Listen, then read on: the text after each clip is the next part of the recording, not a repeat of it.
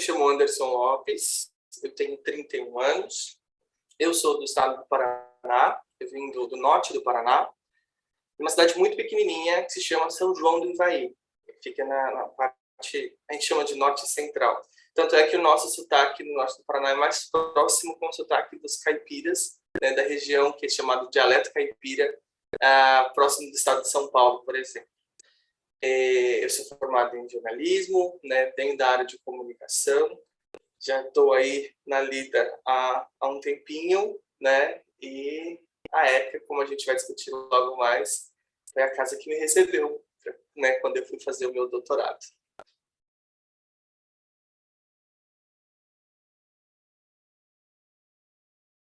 Desde pequeno, eu sempre percebi que eu gostava não só de escrever, mas eu gostava de imaginar. Isso é meio doido, porque toda criança gosta de imaginar. Espera-se, né? Ou pelo menos seria uma ideia de padrão. Mas eu gostava de imaginar e gostava de botar isso no papel. Eu gostava de encenar, eu gostava de dar materialidade para essa minha imaginação. E aí, muito pequeno, quando eu já estava, né, no comecinho, assim, de primeira, terceira série, eu sempre estudei na escola pública, né, minha vida inteira eu fiz, né, do prezinho até o ensino médio, sempre ali na escola pública, e escola pública do interior, isso é bom ser ressaltado, porque tem uma diferença em relação a como os materiais tecnológicos chegam, né, a como a gente tem acesso ou não a outros bens culturais, como cinema, como livraria, esse tipo de coisa. E nesse período ainda pequeno, eu entendi que eu gostava de escrever. Mas entre você gostar de escrever, gostar de imaginar e pensar que pode existir a possibilidade, né, de você poder estudar depois do ensino médio, tinha uma grande distância. Por quê? Porque na minha realidade social, de classe, a gente percebia que, gente, anos 90, né, assim, não tinha muita saída ou possibilidade para quem vinha de família pobre, quem estava na escola pública e que não tinha tido já pais que foram para a universidade, por exemplo, não havia chance dessa criança ir também para a universidade. A chance era muito pequena. O meu pai, ele estudou até a 4ª série do ensino fundamental. E a vida toda dele ele trabalhou, né, quando jovem, assim, com mais foco, digamos assim, nessa parte, ele trabalhou em campo, em colheita, na zona rural. A minha mãe também. Minha mãe estudou só até o 2º ano do ensino fundamental e a vida toda trabalhou na roça. Quando eles chegam na vida adulta e tem, né, a minha irmã e tem eu, eles não puderam continuar os estudos. E aí a gente quis continuar, a gente quis tentar não só terminar o colégio, mas ir para a faculdade. E eu me lembro bem, né, fazendo já um salto, que assim, quando eu chego no ensino fundamental 2, lá para a 8ª série, e aí começa a decidir o que eu quero da vida. Imagina, né? 8ª série, quem decide o quê? Coisa que a gente tem ideia, cabeça para isso.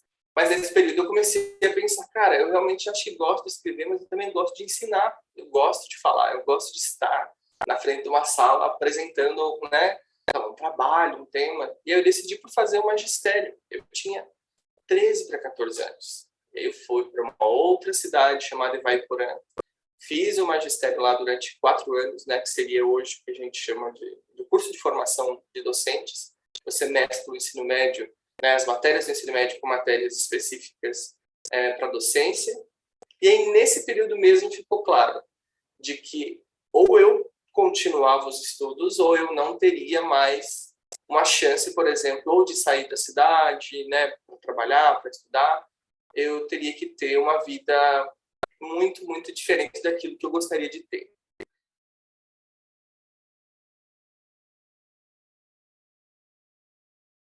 Eu costumo dizer, e eu tenho até um papelzinho em casa, né, que minha mãe escreveu para mim, falando dos sonhos, não sei o quê, que é nesse momento que eu acho que o sonho pulsa mais, muito forte, porque foi quando eu comecei a pensar, cara, eu preciso fazer uma faculdade, eu quero fazer uma faculdade, mas eu não sei como fazer. Porque não tinha ainda... Primeiro, eu já estava numa outra cidade que não era a minha, né, estudando lá, indo e voltando. Não tinha grana para fazer cursinho. O cursinho mais perto era na outra cidade, ainda mais longe. Sabia que eu não tinha condições, pela bagagem educacional, cultural que eu recebi até aquele momento, de fazer uma instituição pública. A mais próxima da gente, assim, que tinha jornalismo na época, ou pelo menos que tinha comunicação, seria a Universidade Estadual de Londrina, né? Depois acabou chegando na Universidade Estadual de Maringá também os cursos de comunicação, e tudo era muito distante. Mas eu falei, tá, então vamos traçar um plano aqui na cabeça. E aí eu pensei, e se eu começar a dar aulas como professor no ensino fundamental, juntar essa grana, conseguir estudar numa universidade privada e fazer o curso de jornalismo? Só que esse e se envolve muitas coisas, né?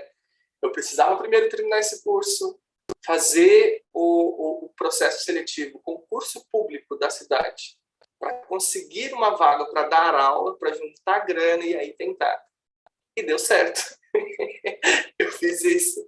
Me lembro como se fosse hoje, assim, eu era um dos professores mais jovens que passou no processo seletivo, né, e comecei a dar aula daí para as crianças, de prezinho até quarta, quinta série. Quarto, quinto ano, melhor dizendo. E nesse mesmo período, com o Enem, eu consegui uma bolsa.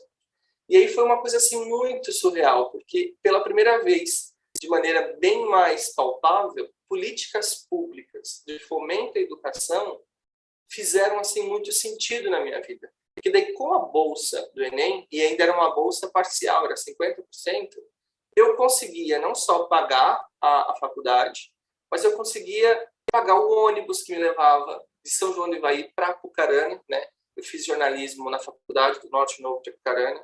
Eu conseguia pagar os livros que eu poderia comprar ou não, né? As fotocópias.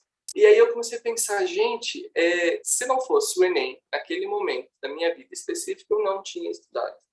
Hoje eu faço os cálculos bem assim, grosseiramente, dá para perceber que com o que eu ganhava de salário, com a renda que eu tinha, com os custos que eu tinha, porque nesse momento eu já ajudava em casa, então eu pagava a internet que a gente usava, o telefone que a gente usava, e eu percebo que se eu não tivesse tido acesso à educação por meio de política pública naquele momento, eu não tinha conseguido fazer a minha faculdade.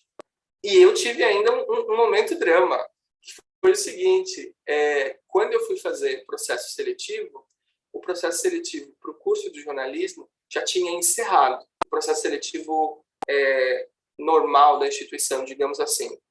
E eu tinha esquecido, eu não sabia, não tinha tido a informação ainda que eu poderia usar o Enem como essa porta de entrada naquele momento. Como eu não sabia disso, eu fui fazer outro processo seletivo para o curso de História.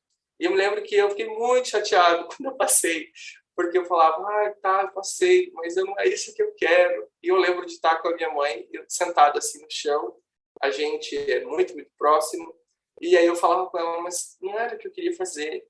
E o que eu vou fazer agora? Ela falou, não, Deus vai nos ajudar, algo vai surgir, e esse algo surgiu, que foi a bolsa do ProUni, né, no Enem, para eu poder fazer a minha faculdade de jornalismo. E aí eu fiz.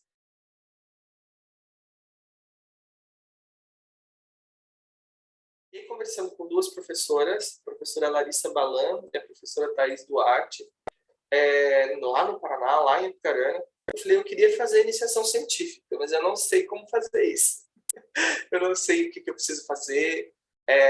E aí descobri muito cedo que a universidade também, naquele momento, faculdade, melhor dizendo, não tinha nenhum tipo de estímulo, né, financeiro organizado para isso, mas existia a possibilidade de fazer pesquisa e iniciação científica voluntária.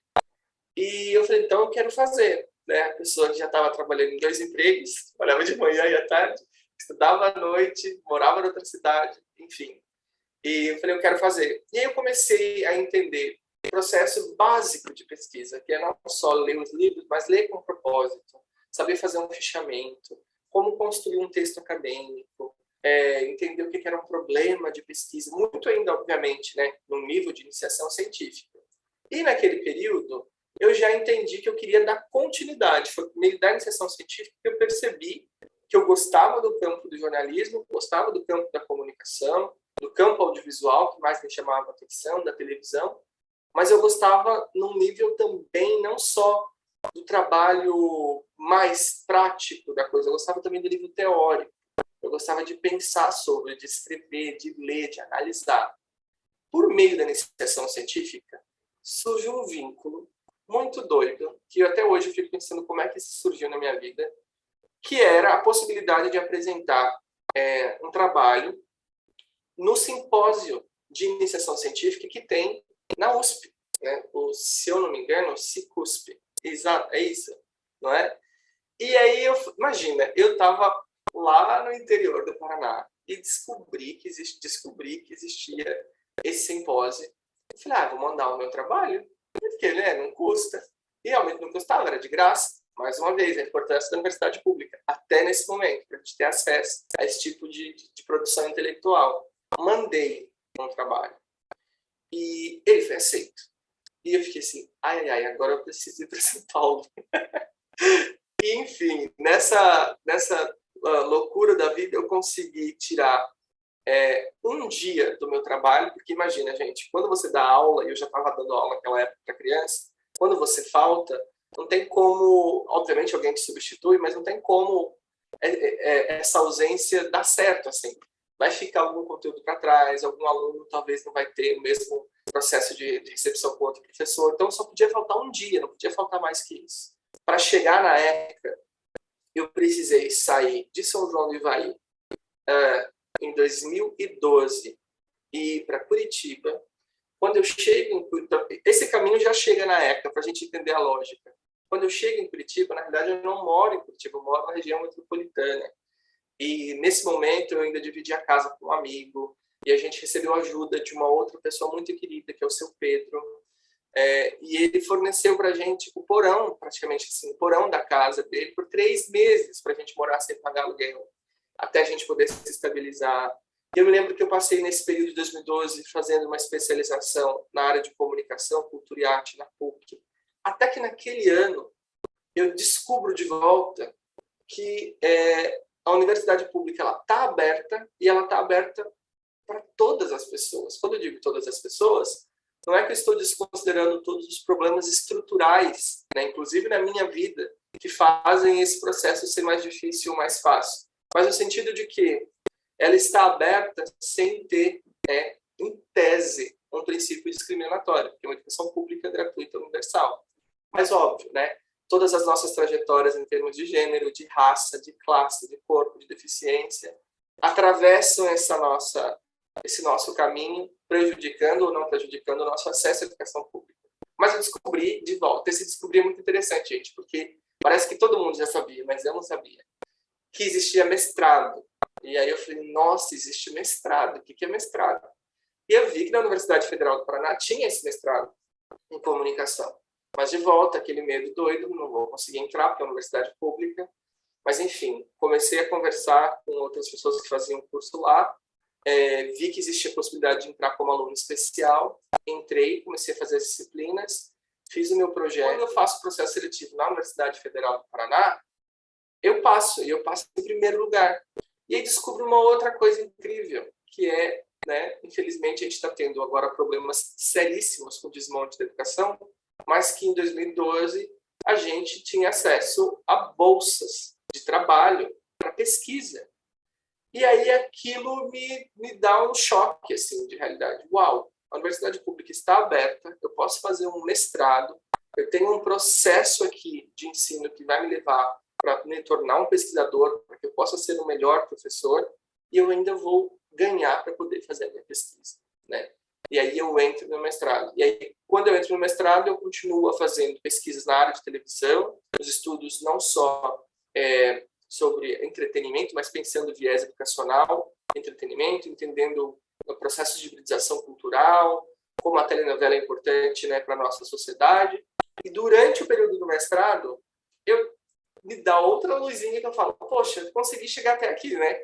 Saí do interior, consegui fazer minha faculdade, agora já estou morando quase em Curitiba, já comecei a fazer uma especialização. Poxa, entrei no mestrado. Gente, não é que tem doutorado? E dá para entrar também, será? Dá para entrar, mas tem um processo. E eu falo, tá, cheguei na melhor universidade do estado do Paraná, a UFPR, né?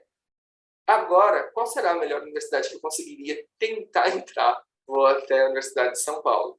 E aí, na Universidade de São Paulo, eu converso com a professora Maria Cristina Mundioli e falo com ela do meu interesse em fazer a pesquisa. E ela já me conhecia porque eu fiz uma estratégia na minha cabeça durante o processo do mestrado. Eu falei, eu quero muito tentar estudar com a professora Mondioli, porque ela é uma referência na área de televisão, especialmente na área de minisséries, e como eu posso fazer isso, né? Além, obviamente, de ler, de trabalhar os textos dela. Eu comecei a ir em eventos onde ela estava. Então, eu fui num evento em Lima, no Peru, que é um evento da ALAIC, da organização, né, da Associação Latino-Americana de Investigadores de Comunicação. Fiz uma dívida imensa, mas paguei para poder pagar a passagem de São Paulo, Curitiba, São Paulo, São Paulo, Lima. Depois fui para o evento da Intercom Nacional, que aconteceu em Foz do Iguaçu, no Paraná, já foi mais pertinho. Encontrei a professora Mondioli, né, ela viu meu trabalho, viu minha pesquisa. E aí, quando eu decido, poxa, agora terminei o mestrado, gostaria de tentar o doutorado, eu volto a conversar com ela.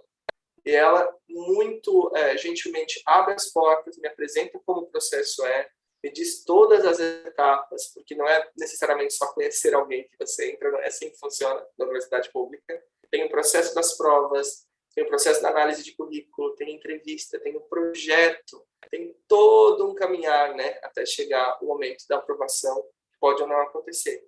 E ela me dá uma chance, ela fala, você não quer pelo menos vir como ouvinte, participar das nossas disciplinas, porque já não dá mais para você entrar como especial, já passou o prazo. Eu falo, claro, quero sim. E aí vai eu desembolsar um dinheiro que eu não tinha para sair de Campinas e ir semanalmente para São Paulo, fazer essas aulas como aluno ouvinte, e aí conseguir, né, ir entrando no nível da ECA, do que precisava para o projeto. E aí no final de 2016, pensa, em 2011 é a primeira vez que eu chego à USP, apresentando um trabalho de iniciação científica. Aí, em 2015, final de 2015, que eu estava como aluno ouvinte, é quando eu faço o processo seletivo, entrego meu projeto e eu sou aprovado. Né? E aí, em 2016, eu começo a fazer o meu doutorado na Escola de Comunicações e Artes, lá no PPG-Com. Então, para mim, a memória que fica assim, mais forte, além do convívio com os professores, é esse momento pós-aula ou pós-palestra, pós algum evento, que a gente sai, né, dali e vai para a cantina e começa a conversar, sabe, perto da prainha, esse momento que a gente começa a discutir vida, política, televisão, cultura, fala besteira, fala o que quer falar, porque as pessoas precisam lembrar isso. Um pesquisador que está fazendo mestrado, doutorado, ele continua sendo, nesse período, também aluno. Então, a gente também tem as nossas picuinhas, a gente também conversa sobre as aulas, sobre os professores. E esse é o momento que mais me marcou. Encontrar amigos, assim, que ficaram para a vida, né? A gente não pode falar um nome ou outro que vai esquecer, mas amigos que ficaram para a vida desse período, não só das aulas, mas do pós-aula.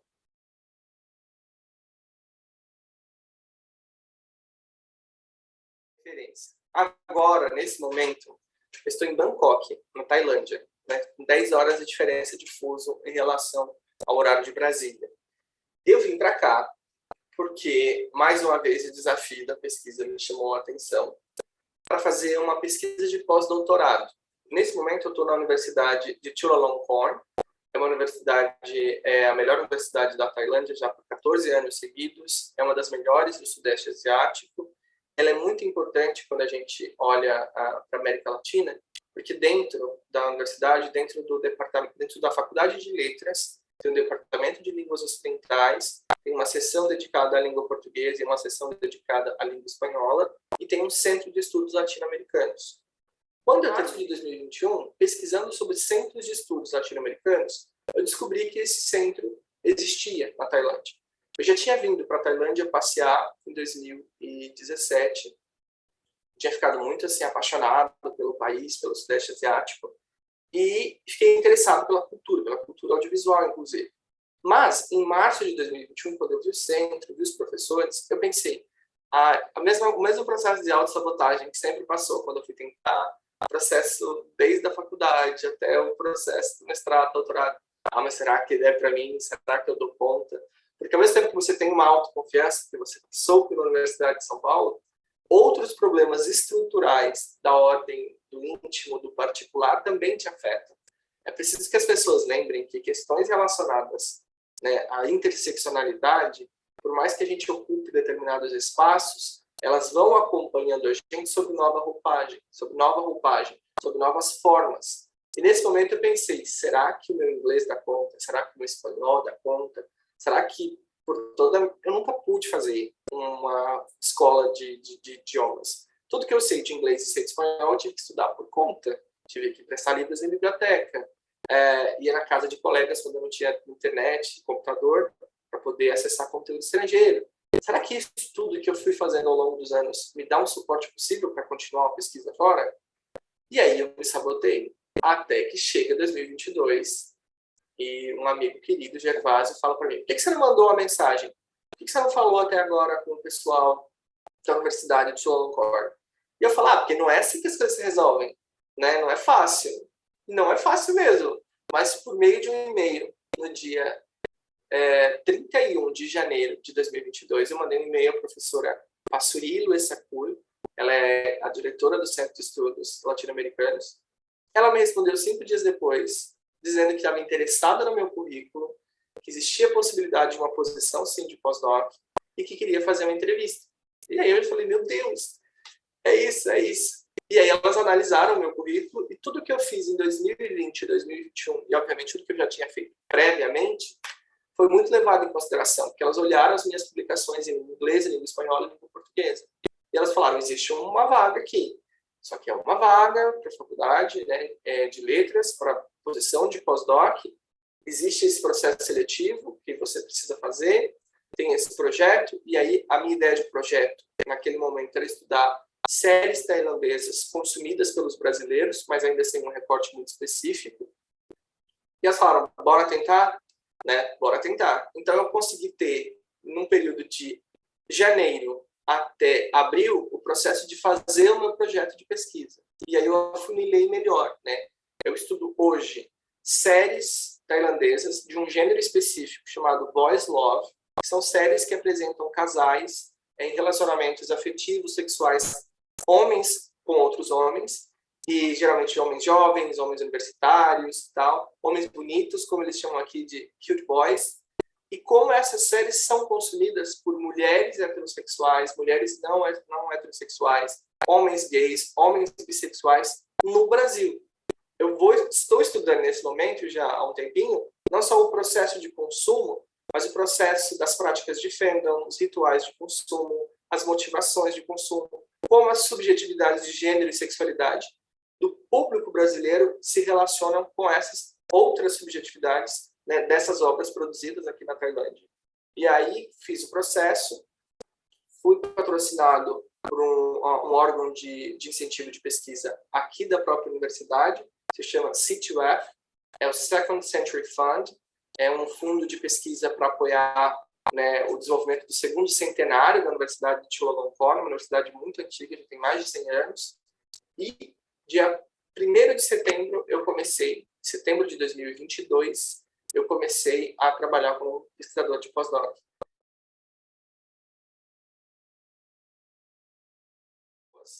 É lembrarem que elas estão autorizadas a se sentirem também, infelizmente, deslocalizadas ou não sentirem de imediato essa sensação de pertencimento. Porque essa sensação, primeiro, ela é real, e segundo, que ela faz parte do processo de descoberta não só de como o nosso corpo incomoda ou altera a paisagem de onde a gente chega, até o momento que essa sensação deixa de ser verdadeira e a gente consegue entender que sim, esse espaço pode ser ocupado. Mas por que é importante esse sentir? Porque quando a gente sente e dá visibilidade, dá legitimidade para essa sensação, a gente consegue entender não só o que a gente está sentindo, mas as causas do porquê a gente está se sentindo daquele jeito. A gente consegue entender por que essa sala específica que eu estou, num evento de iniciação científica, por exemplo, é majoritariamente branca, sabe? Onde aqui estão as pessoas pretas, indígenas, amarelas, que poderiam estar nesse momento aqui conosco. Ou quando a gente começa a entrar num espaço e vê que, poxa vida, todo mundo aqui fez intercâmbio, todo mundo já foi para não sei quantos países, todo mundo com 15, 12 anos já estava falando não sei quantos idiomas. E a gente chega de volta como se fosse uma corrida, que todo mundo já chegou lá tranquilamente, com todas as medalhas, e a gente chega esbaforido, sem ter conseguido chegar sequer com uma medalhazinha na mão. é entender que essa sensação ela é legítima, que a gente precisa sentir, e que a gente precisa entender o porquê ela acontece. Porque quando a gente não entende o porquê ela acontece, existe um risco muito grande da gente achar que tudo que a gente conquista é uma conquista simples e pura por merecimento. E aí vem um discurso de meritocracia, que é um discurso vazio, que é um discurso sem significado para o todo, para o coletivo, né, que a gente precisa tentar fazer quando a gente pensa em vivência e convivência acadêmica. E se a gente olha uma história como a minha, de outras pessoas, só por essa ótica, nossa, ele batalhou, né, ele conseguiu, a gente esquece que todos, sei lá, uma grande maioria de todos esses processos, esses obstáculos, não deveriam ter existido. Eu não deveria ter passado por tantos problemas para poder ter acesso à universidade pública, ou não deveria ter passado por tanta dificuldade em questões econômicas, ou de insegurança alimentar, ou de dificuldade para poder pegar um ônibus, ou de não ter grana para comprar livro e ter que correr atrás de fotocópia, e às vezes não ter grana do lanche, porque eu tinha que pagar a fotocópia. Isso não é para ser romantizado e pensado, nossa, se ele conseguiu, a gente consegue. Eu sou uma das exceções, como outras pessoas também são, cada um no seu campo. E não é mais possível que a gente aceite, hoje, essa ideia de meritocracia, de uma exceção, como algo bonito. É triste quando a gente para olhar a base de todos esses processos que são prejudiciais à saúde física, psicológica, emocional da pessoa. Então, o que eu diria? Primeiro de tudo, seja autorizado a sentir a sensação ruim de não pertencer a algum lugar, questione por que a gente não tem essa sensação de pertencimento imediata, né? Pertencimento imediato, como muitas outras pessoas têm quando chegam em qualquer lugar. E o terceiro ponto, que é para mim, mais crucial, é tentar bater de frente, enfrentar. E quando eu digo enfrentar, é enfrentar mesmo. E às vezes erguer a cabeça e ter que falar um pouquinho mais alto. Erguer a cabeça e ter que, às vezes, bater de frente com alguém que tem uma hierarquia superior à sua. Mas é segurar o rojão, que vai valer a pena.